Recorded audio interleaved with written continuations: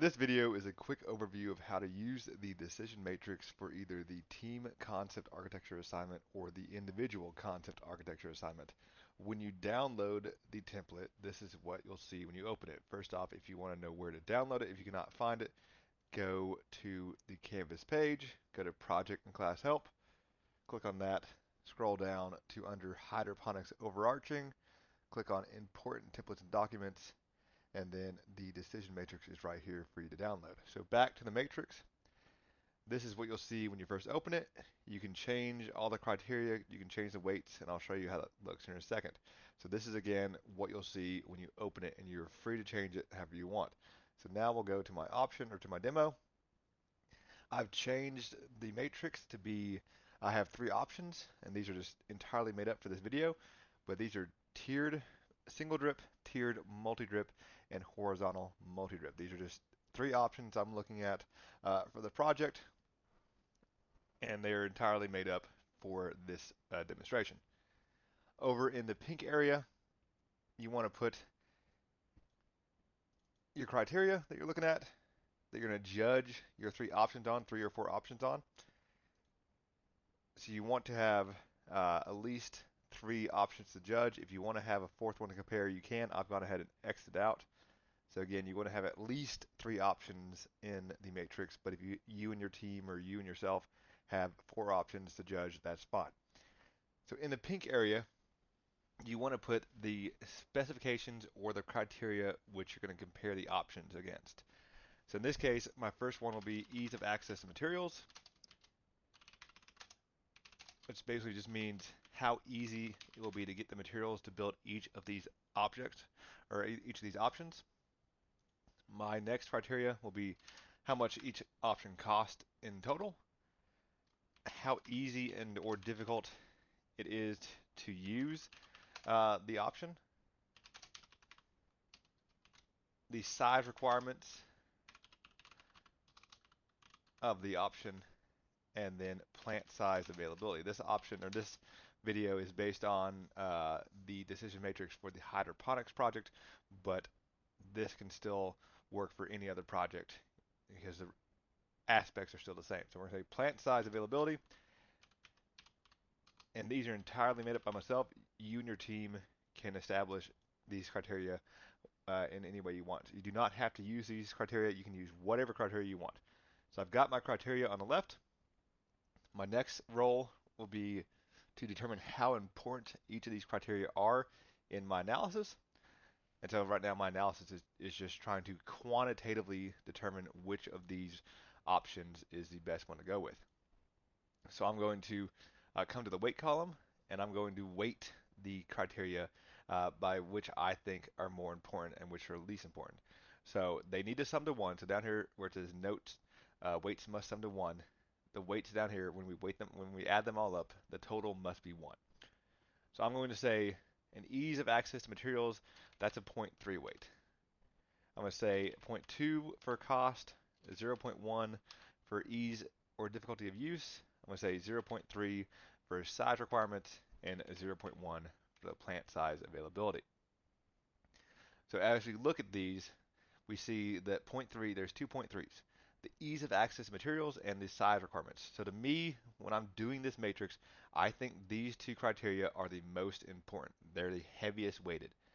I think the ease and difficulty of use and the plant size availability are the least important. They're weighted at 0.1, and I think cost is somewhere in the middle. So I think the most important criteria is the ease of access to materials and the size requirements of the construction. Least important, the ease of use and the plant size availability, and in the middle ground is cost. Again, you and your team, when you're doing this, can weight these things however you want. The total must just sum to 1. So now we've done our criteria. We've weighted our criteria by specifying which criteria we think are the most important, which are the least important, and then if you have any middle ground criteria, totally fine. So now that we've done this, now we'll go out to the green area. And so what we're going to do out here is rank our options. So our tiered single drip, tiered multi-drip, horizontal multi-drip, again, entirely made up options just for showing the matrix. We're going to rank them in a scale of 1 to 10. So as shown up here, scale 1, that gives us a low ability to meet the specification. And in this case, the specification is the criteria. And then a 10 is a high ability to meet the specification.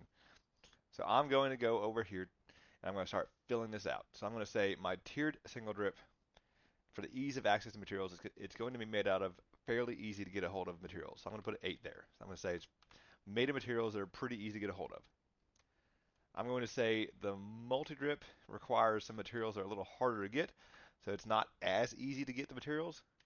I'm going to say the multi-drip horizontal is super easy. Materials are readily available, so it's very, very easy to get the materials. So now we'll go down to cost.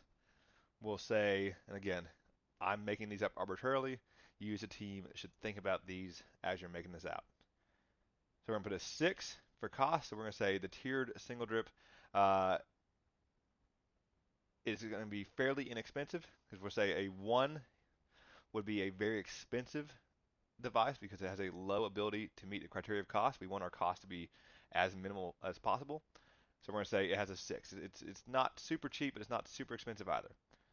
We'll say the multi-drip is a 4. It's more expensive than the single drip, and we'll put a 9 in for the horizontal. We'll say the horizontal device is the cheapest to build. So now we'll go down to the ease and difficulty of use. We'll say the tiered single drip is right in the middle. It's kind of hard to use, kind of easy to use. We'll say the multi-drip itself is the hardest to use. It's the closest to 1. And we'll say the multi-drip horizontal is the easiest of the 3 to use. So we're thinking in this case not about us as designers, but as the customer, how he's going to use it. So you have a customer you're designing this for, so remember that. So think about how easy it is for a customer who did not design this thing to use it. We'll go down to the size requirement. So there's always some kind of size requirement for the EGR 103 and 215 projects. So we'll say that the tiered single drip has an 8 for that requirement, so it meets the requirements pretty well. We'll say that the tiered multi-drip also meets those requirements fairly well because imagine a tiered hydroponic setup that's very tall, and for our requirements, it's just fitting in the box. So height works for that. The horizontal means we're going to stretch it out. It's going to be wider, it's going to be longer, and it'll be harder to fit in a box. So we're going to say the horizontal multi-drip is going to have the lowest ability just due to its size, due to its footprint. Lastly, we'll go to plant size availability. We'll say that tiered systems, since they're stacked on top of each other, the plants can't grow very tall. And then for the horizontal, we'll give it a 6 because the plants can grow tall because there's nothing above them. Again, this is a demonstration for the hydroponics semester. If this video is being seen by another project group, understand that your efforts here are still to do the same exact thing we're doing here, just focused on another type of project with different constraints. So again, if you're looking at this and we're not in the hydroponics semester, totally fine. Just still follow the same steps for the video. So now that we have our criteria, we have our weights, and we have our availability or our ability to meet those criteria, now the last thing to do is look in the bottom here. So these values, what they mean is they correspond to how well each of the options meets our criteria. So the lowest value means that's the one that least meets our criteria. So the tiered multi-drip in this case is a 5.3. That is the lowest value. That one least meets our criteria. In this case, 6.8 and 6.7 are very, very close. I could have done a better job of making these numbers a little different to give us a different value. But what you want to do with the matrix is choose the option that has the highest number down here at the bottom. What that means is that shows that option gives your team the best ability to meet your criteria with the option you choose. So that's how we quantitatively choose a option for the project. So in this case, if I was doing this matrix for the concept architecture, I would highlight this column and say, since it got a 6.8 in the matrix, this option best meets the criteria and the weights as specified by my team.